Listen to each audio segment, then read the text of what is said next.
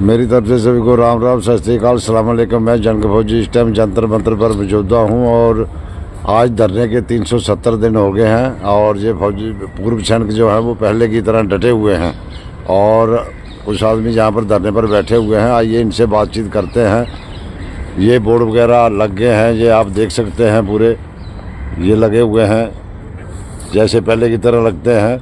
और ये एक बोर्ड और पीछे लगा हुआ है जो अभी कुछ दिनों से ही लग रहा है, पहले नहीं लगता था। और ये बाकी जंतर मंतर का नज़ारा है, ये आप देख सकते हैं पूरा, कि कोई फेक वीडियो ना हो, आप सोच सकते हैं। ये है पूरा, और पूरा जंतर मंतर खाली पड़ा है, कोई धरना नहीं है अलावा पूर्व सैनिकों के। और जो पूर्व सैनिक यहाँ पर बैठे हुए हैं इनसे बातचीत करते हैं। गोपाला सर, राम राम। नमस्ते सर। नमस्ते सर, आप बताइए जनता को ताज़ा न्यूज़ में क्या बताना चाहते हैं, सुबह की न्यूज़ में बताइए सर।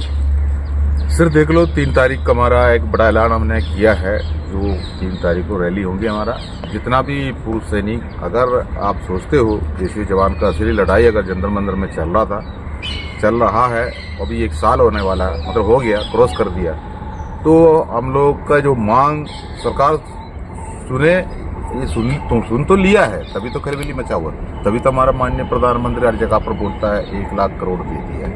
अगर हम लोग ये नहीं बैठा होने से हिसाब करने का क्या जरूरत है। तो जनता पता चलना चाहिए, हम बैठने की वजह से काफ़ी हंगामा तो हो चुका है और काफ़ी एडवाइजरी निकला हुआ है, CST के ऊपर हो या सेवादारी के ऊपर हो, हर जगह पे। एक पेंशन का भी एक बात मैंने इस टाइम पर मेरे को याद आया, एक सर्कुलर रिलीज़ किया था 2 महीने पहले हमारा माननीय रक्षा मंत्री जी ने, जो उन्होंने ये कहा है, और जो 7 साल नौकरी करके जो लोग किसी कारण 7 साल नौकरी करके कोई भी आ जाता है तो उनको 15 साल की नौकरी ना होने की वजह से पेंशन नहीं मिलता, किसी न किसी कारण से कई लोग आता है। मैं ये बोलता हूँ, जो किसी को फौज से आउट कर देता है, मतलब कोई कोर्ट ऑफ इंक्वायरी के खिलाफ या नहीं तो उनको ऊपर कोई एक्शन होने की वजह से उनको निकाल देता है, उनके लिए नहीं है। मतलब जो कुछ लोग ऐसे भी होता है, जैसे हमने फौज के अंदर एंट्री होने के लिए हमारा हेल्थ का और हमारा मेडिकल का परीक्षण होता है, आपको सबको पता है,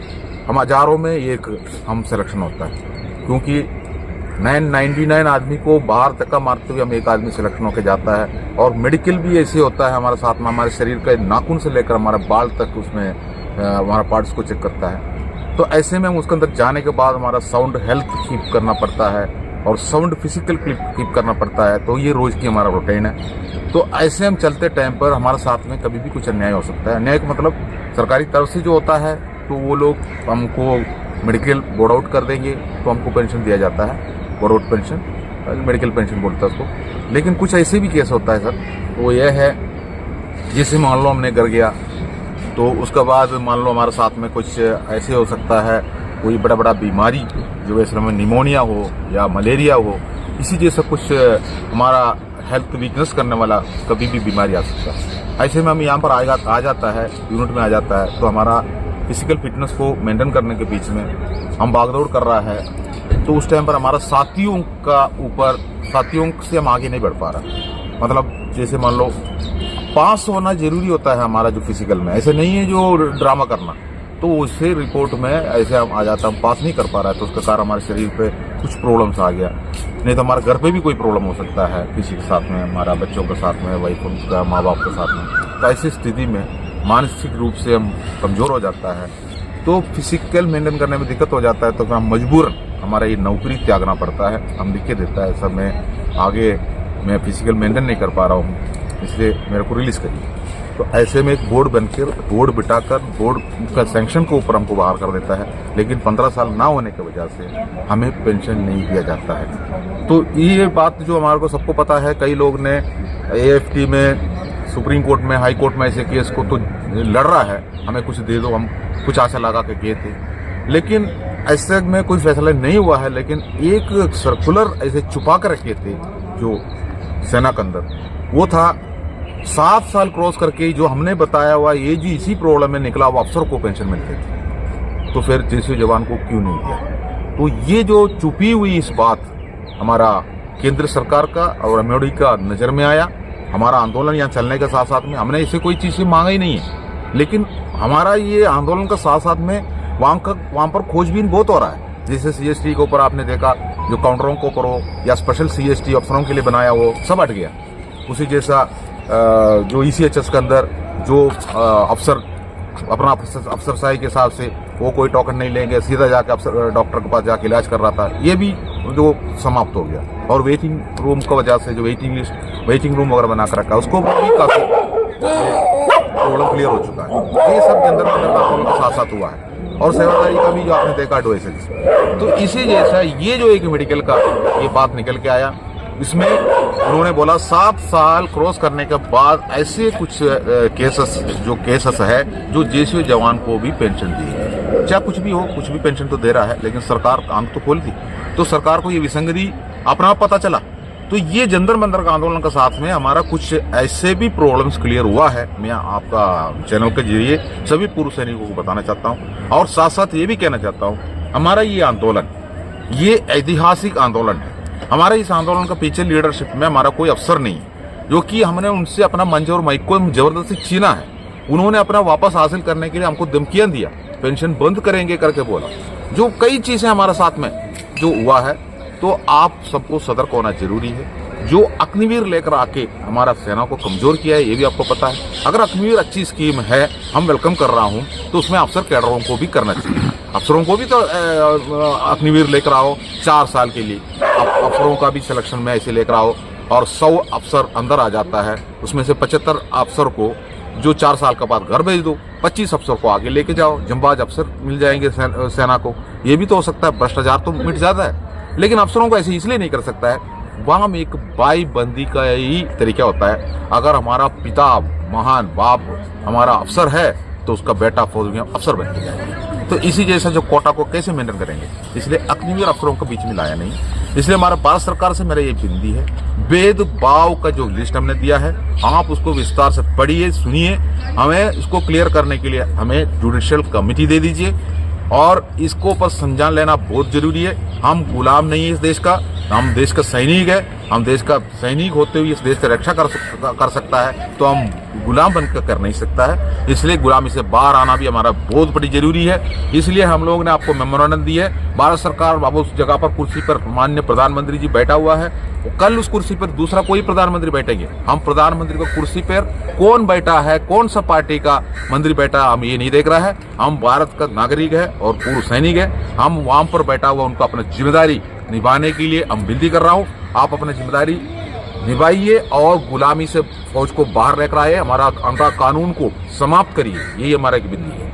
अच्छा सर, एक जो वो महावीरांगनाएं महासंघ आप षड्यंत्र बोलते हैं, महाषड्यंत्र क्या है, इसके बारे में कोई बताएं। जनता कमेंट करती है और इसके बारे में पूछते हैं कि ये क्या है, तो इसके बारे में थोड़ा विस्तार से बताएंगे। आपको पता, मुझे तो इतना पता नहीं इसके बारे में। सर, दिगंज वीरांगना महाषड्यंत्र संघ करके एक यहाँ पर एक संघ बना था। यही हमारे जंतर मंतर का आंदोलन के साथ साथ में कुछ लोगों ने, मैं कुछ लोगों का क्या बताऊं, कम से कम 36-40 आदमी जो नॉर्थ इंडिया में किसी जगह पर जो शाम का 8 बजे बैठ कर जो अपना जो षड्यंत्र महासंघ के बारे में तारीफ करता है। मैं उसको षड्यंत्र महासंघ इसलिए बोलता हूँ, उसको कोई रजिस्ट्रेशन नहीं है, कोई रजिस्ट्रेशन किया नहीं।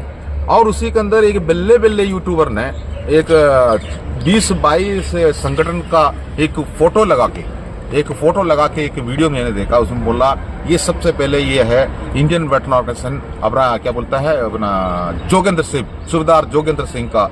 लेकिन उसका पीछे आप देखेंगे, उसका लेटर आप देखेंगे, उसका पूरा एग्जीक्यूटिव कमेटी आप देखेंगे, तो उसके अंदर वरिष्ठ अधिकारियों का नाम है। जनरल VK सिंह साहब है, एक जनरल भदौरिया साहब है, मतलब कई उसके अंदर अफसर है। तो अफसर जो हेड संगठन है। उसके बाद आपने वेटरन्स ऑफ इंडिया अगर आप देखेंगे, उसी लिस्ट के अंदर है, वो 20-22 के अंदर है, जो बल्ले ने जो बता रहा था। उसी के अंदर और भी एक संगठन है, इंडियन वेटरन बख्शी साहब का संगठन। उसी के अंदर जितना भी संगठन लगे सब अफसर हेड संगठन है, और उस अफसर हेड रजिस्टर्ड संगठन सभी ने मिलके बल्ले के साथ में, और हमारा फेक फेडरेशन, जो हमने फेक फेडरेशन भी बोलता है, अर्जुन सिंह राठौर पर नेतृत्व बना हुआ है, ये सभी ने मिलके जो फेक फेडरेशन और दिगंज वीरांगना जो षड्यंत्र महासंघ बना के अपना जगह, उसका कोई रजिस्ट्रेशन अभी तक हिंदुस्तान में किसी जगह पर हुआ नहीं है, जो वहां पर बैठा हुआ है।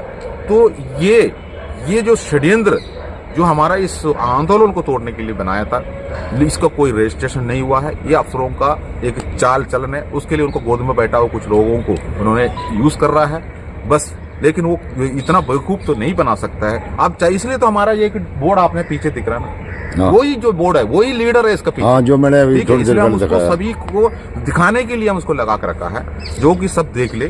जो कि देखो, हम सेना के अंदर भी रहते टाइम पर हम विरोध प्रदर्शन हम करते थे।